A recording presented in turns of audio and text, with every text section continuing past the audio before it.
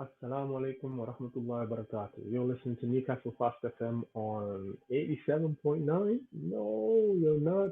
You're broadcasting live here on Facebook and on YouTube. Assalamu alaikum. My name is Wajid, and you are tuned in to the show Unchaining the Gates here in this blessed month of Ramadan, here during this time, here in this wonderful city of Newcastle. Wherever you're tuning in from, whether you're from this city, whether you're from anywhere, any edge of the world that you are.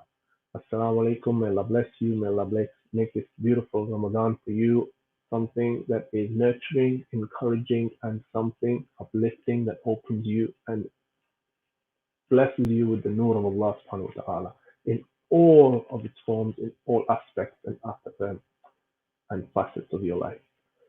بسم الله وكفى والصلاة والسلام على نبينا الذي اصطفى وآله وصحبه ومن اهتدى بهديه أما بعد. My apologies, I had to take a bit of a restart because there's a bit of a thing going on with the Facebook thing. So I just wanted to make sure that I was broadcasting effectively. Just before that, I was talking to you a little bit about the purpose of what you and I are trying to achieve here in this blessed month of Ramadan. Now, for us to get the most out of this month, we've got to understand what our purpose and our focus is. In the same way you would go to school, you go to work, you go to the gym, you start getting stuff ready in the kitchen, you get your home tidy, you get your car washed. There's a reason and a purpose behind it, and there's an intention. And that intention is what drives you, makes you understand what you're about and what you're out to represent. Now, just before the break, again, I mentioned in the hadith of the Prophet ﷺ, the Messenger of Allah ﷺ said that each person shall have what they intend. Each person shall have what they intend. So if we intend for the sake of Allah subhanahu wa ta'ala, then indeed our reward is with Allah subhanahu wa ta'ala. Without a doubt, without a trace. So what do we do to measure? How do you measure something like Iman? Can you measure Iman? Is Iman something that you can put on a scale and say, there it is, check it out, what do you think? What does the quality of that look like to you? Well, as I'm sure you understand, that there isn't actually a way that we can actually do it, but we do know that our deeds, that our speech, that our actions will be put on a scale one day, and the worth of those will have some effect on what we do, because ultimately it is the mercy of Allah subhanahu wa ta'ala that will raise us to ranks beyond our measure. So the purpose of measuring, and what do we mean when we say about measuring something?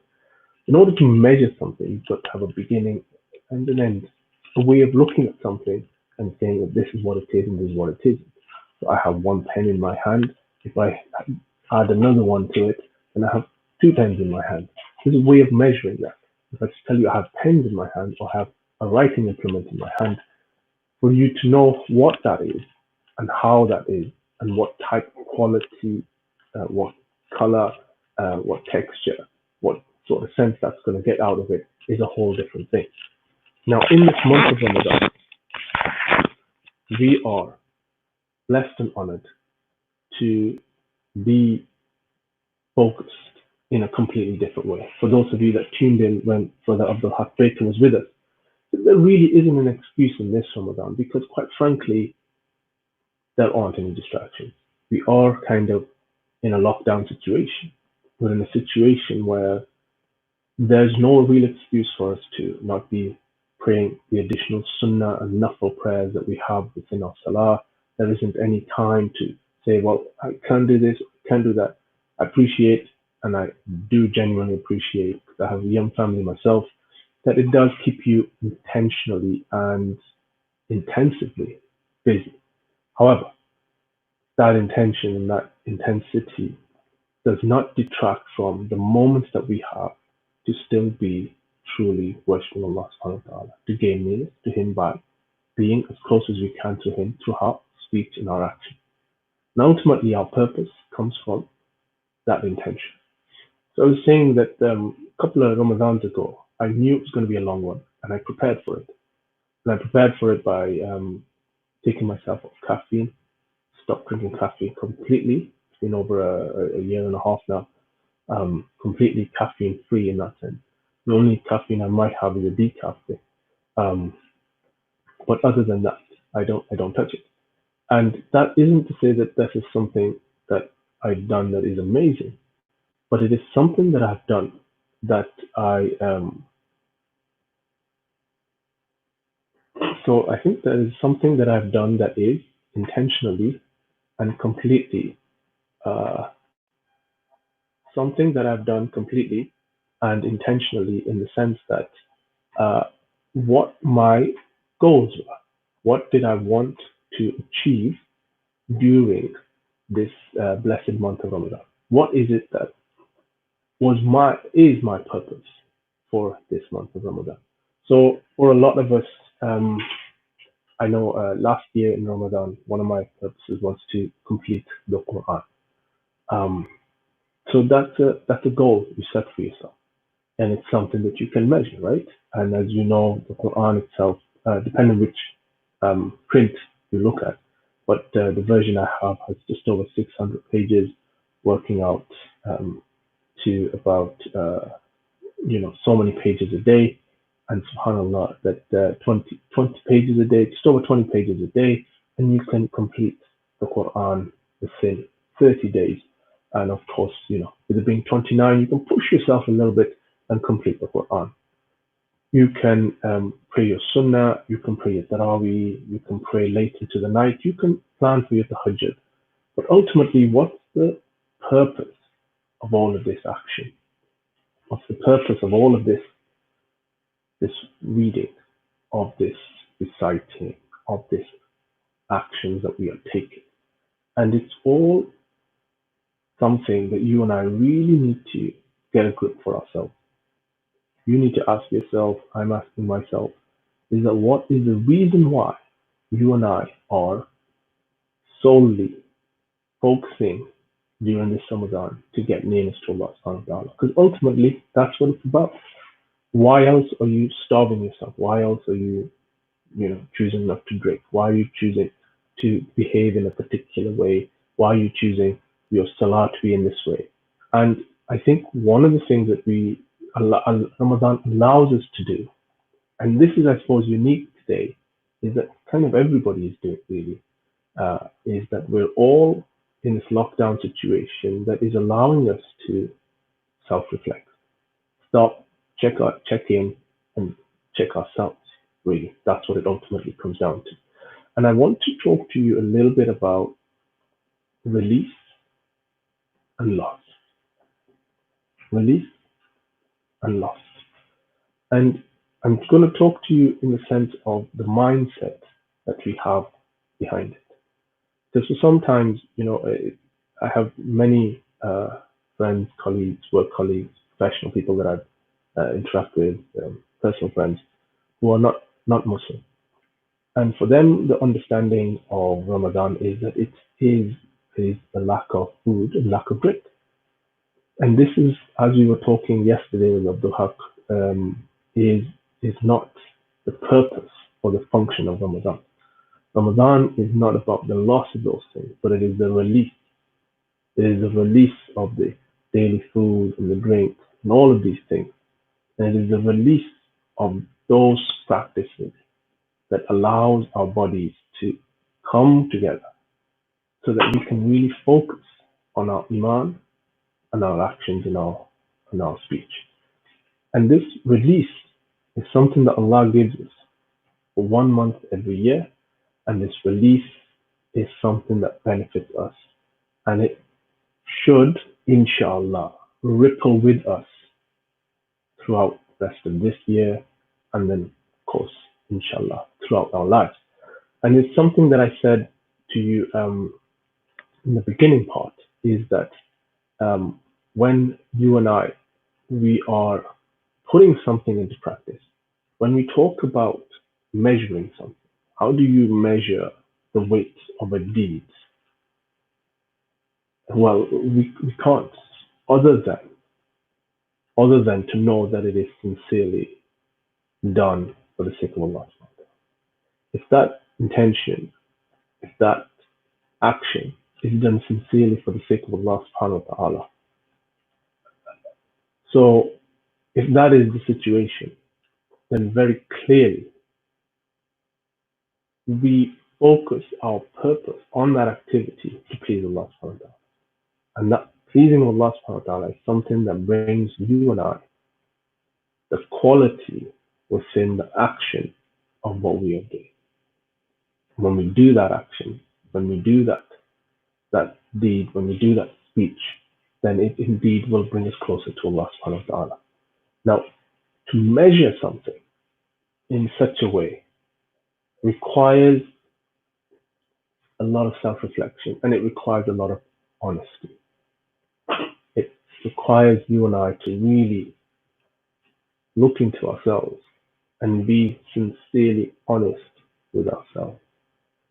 I don't know how this lockdown situation has been with yourselves, but it's been challenging in different ways to what we're normally used to. But alongside that we are normally used to, it has given us space to think about things differently. And I want to talk to you then about the idea of the idea of release is to let go of something that isn't of any benefit to you. It isn't of any purpose or serves a function for you that is worth holding on to. And that release element is something that we've done. So many of us might have gone through a different thing. You might be having a bit of a clear out. You might be getting rid of some stuff. You might be deciding what it is you are going to do, what it is you're not going to do. It's helping you kind of reassess and check everything that you put forward for yourself. But you've got to ask yourself, what is the true measure of that which we are putting forward for ourselves? And what are we letting go of in order to do that? Because when you release something, you make space for something else. When you let go of one thing, you make space for something else. As Allah says in the Quran, that indeed in the heart, there is only space for Allah. Because if there's anything else in there, in the same way that in the intention, 99% for Allah and 1% for something else, it's not sufficient. It's not adequate, and it can't meet that requirement, that standard that makes something worthy of doing, of putting forward for ourselves as a measure of something that which we do. But that which we do isn't just a matter of tangible things that we put forward for ourselves. It actually changes and benefits us, not just spiritually, but also emotionally. Emotionally, it shifts us. It's something that unravels us and connects us with a whole different way of getting things done. Because ultimately, think about it. As Allah says in the Quran, that whosoever does not abandon false speech and acting upon it, Allah is not in need of his food and drink. So that when we let go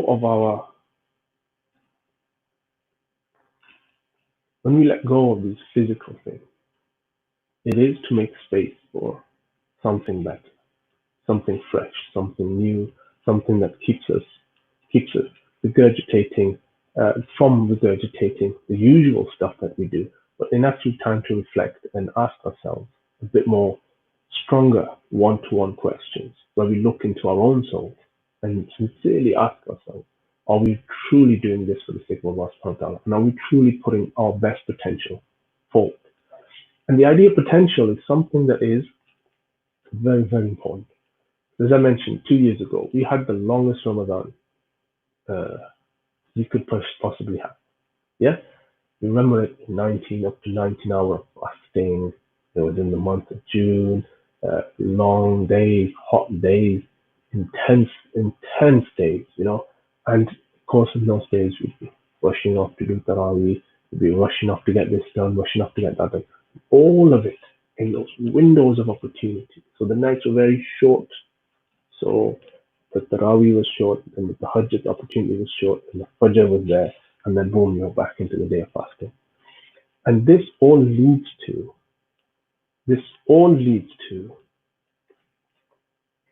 quite simply, sisters and brothers, this all leads to the idea of what is our true potential.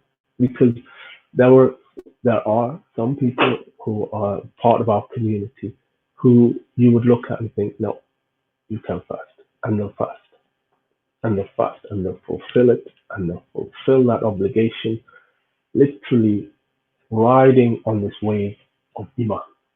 They are uplifting themselves, giving themselves strength just through these actions. And these actions are raising that iman, and that iman is rising up in their chest, and they are feeling that sweetness of that iman. And that sweetness of iman is something that brings us even closer to Allah subhanahu wa ta'ala. But here's the other thing. When you taste that sweetness of iman, it affects and improves your confidence, your self-esteem, and that which you are potentially capable of. It keeps us humble and sincere in the correct way, and it grants us greatness and blessings and beauty in a different way. And that closeness of Allah subhanahu wa ta'ala, from refraining simply from just controlling what is in our gut, and that we are not fulfilling a desire that very simply we could. Appreciate it's a lockdown, but quite easy. Go into something, do something, go into the other room and do something. Nothing stopping. Nothing stopping. But there is something very powerful, very liberating. And that's what I mean by giving release to things. That you let go of that which you have no need and no purpose on. And you make space for this fresh new thing to arrive. And that other side of release is loss. Right? And loss is a very interesting word, because loss means that something that you have is done. Right? It's not release. It's not letting go of something that you don't need anymore. Loss is something that you have and it's gone. It's no longer your possession anymore. It's no longer something that you have the rightful ownership to have, but you do not anymore have it. This is loss. And when we think about loss for ourselves, for what we are putting forward for ourselves, the loss during this month is that we don't use our time effectively. We don't gain nearness to Allah. We don't get to taste the sweetness of that iman, and we don't get ourselves closer to Allah subhanahu wa ta'ala in such a way that it really benefits us in this life and in the hereafter. And I want to just unravel that a little bit more. As I said, in 2017, during that Ramadan, I wasn't prepared, in the sense that I arrived at Ramadan knowing it was going to begin, but I hadn't prepared. What I mean by hadn't prepared is I hadn't let go and cut down on my different vices, and I'll call them vices, and I'll explain to you why in just a moment. The vices that I know would hinder my quality of actions that I put forward for myself. All right. So it's very easy for us, for some of us as Muslims, who we don't drink, we don't gamble, we don't do particular types of drugs or something like that, and we don't go out and do some things. But if you're sitting there getting high on caffeine, getting high on sugar, and you can't stop these things, these are vices. These are things that are holding on to you. These are things that are affecting you in a way where you are not in control of them. Now, I have a good brother.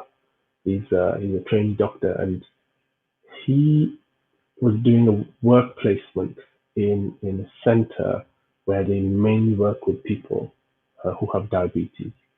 And he said something to me. He's a young lad, and he said to me, he said, "Why did I think everybody should do at least a couple of weeks volunteering or training here in the diabetes center, because they should see the impact that sugar has on their health. They should see it. Should see it, and they should be able to recognize the actual damage this had.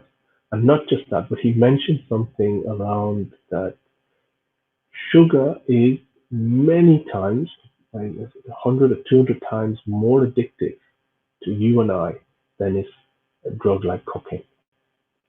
Just think about that for a moment. It's more addictive than cocaine because our systems and our bodies, once they take it in, they just crave for it more. We crave for sugar more. But it's not just that we crave for sugar more, it's just we will continue to eat it, justifying to ourselves that actually I'm not doing such a bad thing. It's just an extra spoon of sugar in my tea. It's just an extra spoon. It's just a bit of this sweet, a bit of this sweet, a bit of that sweet, a bit of this treat. And that we are constantly putting this sugar into our system. And that is an addiction. That is a vice. And that is something that is harming your body. It is harming your body. And you live into overdrive, produce the insulin to counteract it. And there's all sorts of other chemical reactions that are going on that are physiologically going to require you and your body to behave in a particular way to manage itself better simply because me or you cannot control ourselves when times are good. All right. Now I'm going to just ask you this, and I want you to do this because it comes in the essence of measuring things, right? Now, if you and I are truly sincerely wanting to measure things, then measuring what we put into our body is just as important as measuring what we are actually putting into our mind in the sense of our knowledge, what we read, what we put forward for ourselves. And to get the true value of this month of Ramadan, we've got to take a step back and recognize what it is that we are doing. Now, when it comes to start time, it's very easy to indulge. It's very easy to overfill ourselves. It's very easy to find those things and say, I deserve it. I deserve it. Because I've fasted during this day. I've done what Allah has commanded me. I've not done this, this, and this. So I deserve this. And this is not something that is from the correct mindset. Because the correct mindset is looking at something that you aren't able to do as a loss. And we're not looking at this as a loss. We're looking at this as a release. Okay. So, for example, last year I had some wonderful conversations with a lot of brothers, and a lot of the brothers were telling me. I remember one brother saying to me that he lost over 7 kilograms in weight. Now, as impressive as that is, on the 1st of Shawwal, having lost 7 kilograms is impressive. However, on the 29th of Shawwal, if you have still maintained that 7 kilograms being off your body weight, you have truly released that weight, then I'm really, really impressed. But if that loss of 7 kilograms has slowly come back and 29th of Shawwal, you're kind of very similar to the 1st of Ramadan, then indeed it was a loss that you regained. It wasn't a release of the weight. It wasn't a release of that which you did not need anymore to the benefit of your health, but in fact, it is something that you have pulled back in, that loss you pull back in to the loss and detriment of your health. I want to say this as clearly as I can, inshallah, because ultimately, sisters and brothers, we are accountable for a lot of things that we do, and there are so many things that I have a lot to seek forgiveness for. Astaghfirullah. And of these things, I truly know myself, what I am, and what I need to be doing for myself. So I speak to you not as on an elevated platform. I speak to you humbly with this opportunity to be able to hopefully inspire some of you to be able to do something that is able to give something back, inshallah. But I want you to to know something that this fasting, that what our purpose is not just to keep the numbers there in the sense of I gave this much and I did this much and I did that much. It's actually looking at it that if I'm doing this much, how am I truly holding on to it? And how is this thing going to carry on forward? Because a few years ago, I remember during Ramadan, um, so we'd have home, start at home. It was very late, so we wouldn't go out to do tarawih, to do iftar with family and things like that. So because of that, what would happen is we would just have food at home. And I remember every night I would eat a few spring rolls. Love spring rolls, right?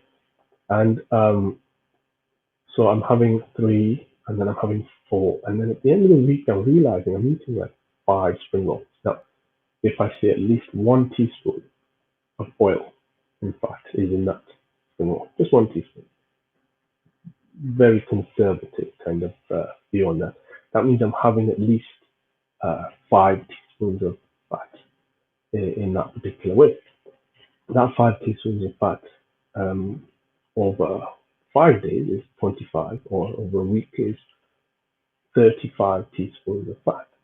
And it's 35 teaspoons of unnecessary stuff that I'm putting into my body. And I can measure that. And I can allow myself once a week if I want to. But whatever I'm putting into myself, I can decide how I'm going to measure it and I can recognize the impact of it. And if I release it, knowing that it is something that it is better for me to let it go, then I make space for something better. All right. But if it's a loss, it's something that I've given up in that way, then indeed my mind is going to want to claw it back. It's going to want it back. And it is not something that we do want to claw back. Now, this leads me on to what I want to share with you. One of my most favorite books, and I've had this one for years, and I've thoroughly cherished and enjoyed having this book. And I want to just quickly share it with you. Bismillah.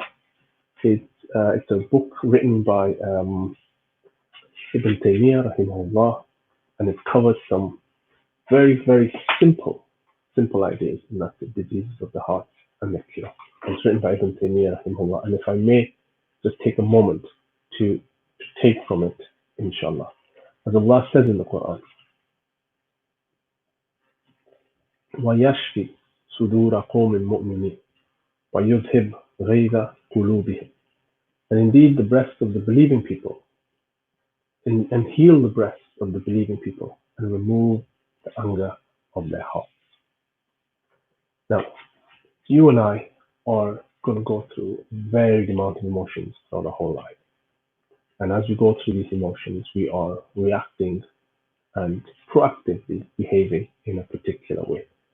And in this book that Ibn Taymiyyah pulled together, subhanAllah, and what I love about this book is that when I've talked to brothers who are Arabic speaking, they've said that the book, the English, does not do it justice. The English does not do it justice, and yet it is one of the greatest books that I have read in an English translation. And there are many things it covers, but fundamentally what it covers is that which is to purify ourselves, to understand and recognize desires, love, lust, um, and envy, and other things that affect the heart and allows us to fall into a way which is harmful, harmful for ourselves as Muslims. And Allah asks us in the Quran that He has reward for the good that we have earned, and He does not punish us for what we have earned as well. Because truly, if Allah was to hold me to account immediately after I've committed a sin, then indeed it would be astaghfirullah, astaghfirullah, may Allah guide us, may Allah keep us all sincere. But indeed, Allah knows what is in each of our hearts. Allah knows what is a difficulty for me and a difficulty for you. And it might be say to me, well, Wajid, well, it's very easy for you to sit there and tell me that I shouldn't be eating this and I shouldn't be eating that. And it's not. It's not that easy. I know what my vices are, and I know how hard it can be, and I know what it takes to overcome those hardships and vices from within. But the way that's going to happen is going to happen very simply by us understanding what it takes for us to be um, sincere to ourselves. Now, I'm going to draw a quick graph here, and I want you to understand what it is. So, simple graph. Okay. Along here, along the bottom, we got your iman. Okay, this is your iman, and along here, you've got your vision or your purpose. Maybe purpose is a better word. Yeah. Okay, so you've got purpose. All right. Your iman and your purpose will be like this. Okay. Now, in some other ways, and I've seen it done that way, and it's done brilliantly in that way, is that people talk about vision and happiness. And as Muslims, our purpose and our iman, it has a correlation. It has a correlation. Because tomorrow morning you could get up and you could be in the best mood. And something's going to happen. Somebody's going to say something. Somebody's going to message you something. Something's going to come through the post. Something's going to come through your device. You've got some information and you get upset. You get upset because you're losing sight of your purpose. When you know what your purpose is, then your iman, sincerely who you are, can then align itself and you build yourself up to getting to where you need to be. And the better you understand your purpose in life, what you're trying to do, and why you're trying to better yourself. Because when we talk about ourselves, we have to understand something that Allah has created me and you to an absolute point of perfection for our existence, our living, and our life here in this world. Allah has set me and you up to succeed. Allah has set me and you up to succeed. Does that come with challenges? Of course it does. Do we have flaws? Of course we do. Of course I do. But fundamentally and importantly, Allah gives us these ways and this direction. We can gain nearness to Him quicker, more efficiently, and in a better way, where it's not just about doing those things, but it's about those things that fulfill our iman. So we know our purpose in life and we work on our iman, then we will get to where we need to be. And that is truly success in the sight of Allah subhanahu wa ta'ala. So when we talk about release and we talk about love, we are indeed asking ourselves a very straightforward question. What is your priority? What is most important to you? And what are you trying to get done? What is it that you want to get done? What is not just what you are trying to achieve in this life, but what is the legacy that you are going to leave behind?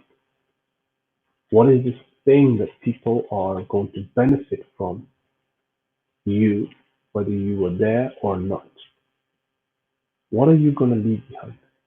Whether that's your children, whether that's your family, whether that's your wealth, whether that's your knowledge, whatever it is that you have left behind, whatever you have invested in, whether it was this much money to a charity that went on that helped this many people, and those people then grew up to be doing X, Y, and Z, and all of those things that you had a hand in that feed into your legacy, give back to raise you up and to increase you in a way that is beautiful. There are very simple ways for us And this is the beauty about Islam is that it is simple. That doesn't always make it easy, but it is definitely simple. In that what we need to do to uplift our iman is very clear. Some of you might be sitting there saying, well, I don't know what my purpose is. It might not mean in that particular way, but you certainly have a vision of how you would like your life to be. You may have a vision, if not just for yourself, for those, your family, for your loved ones, a vision that you want to achieve for them, inshallah. And that vision will ensure that your iman is aligned with it. And when it is aligned with it, you can get where you need to be. And that is where you will find success in your measure. Yeah. So at the moment it's Ramadan. I know, especially when we were younger, we had friends that wouldn't we wouldn't always pray our 5 prayers in a day. But when Ramadan came, we got onto it. We got onto it, and we would pray the 5 prayers. Then when Ramadan passed us by again, we kind of let it go, and it wasn't something that we held on firmly to. And it was simply because the purpose was for Ramadan. We said, well, you know what? We can cash in here. We can get up to 700 times the reward. That should hopefully, we can ride on that wave, get to the end of the year, we'll be all right. But it's not the true purpose of what we're trying to do. It's not. Because if we are able to understand that actually, if I just do 1% more, and then another percent more, and then another percent more, and if all I'm doing is increasing and improving myself by 1% every day, just 1% every day, and I assure you it is an exponential growth of your iman and your purpose in getting to your purpose, in getting to your purpose. And so that leads me, inshallah, to conclude, inshallah. Next week, inshallah, I'm going to have, inshallah, hopefully I'm going to have a guest on the Wednesday show. And we will be talking more about keeping yourself physically active, physically healthy, and physically strong during this month, and then obviously afterwards. And I hope, inshallah, that what I've said to you has and will, inshallah, inspire you to really think about what you're eating, how you're sleeping, how you're taking care of yourself, and what you want to get done by the end of this summer. Whether that's for yourself personally, professionally, family, your personal relationships, your job, your career, your education, your finances. However you want to measure it, it's a great time to really sit, reflect, and to draw up your plans, your ideas, and your vision, inshallah. So it's a measurable thing that you can put forward for yourself. Allah subhanahu wa ta'ala is wanting us to succeed, is wanting you and I to succeed. Because indeed, He is the most merciful, the most kind, the most beneficent. He is Al Malik Al Mulk, He is Al Qudus, He is Al Salam. And He indeed has created you and I for us to be raised in rank if we only follow the simple guidelines of the Messenger of Allah. So I leave you, inshallah, for this afternoon. Jazakumullah khair for tuning in. Thank you kindly, very much so. And inshallah, tomorrow, tomorrow we have a show with the brother, and we will be, inshallah, taking question and answers. Taking question and answers. So if you've got any questions and answers, questions that you have, and anything about your Islam, anything that can help you understand your religion better and understand you getting closer to Allah subhanahu wa ta'ala, please connect, send us your questions, and inshallah we will connect with you and try and answer those as best we can tomorrow, inshallah. So that's tomorrow from 5 o'clock, inshallah. Jazakumullah khair for tuning in. Assalamu alaikum wa rahmatullahi wa barakatuh.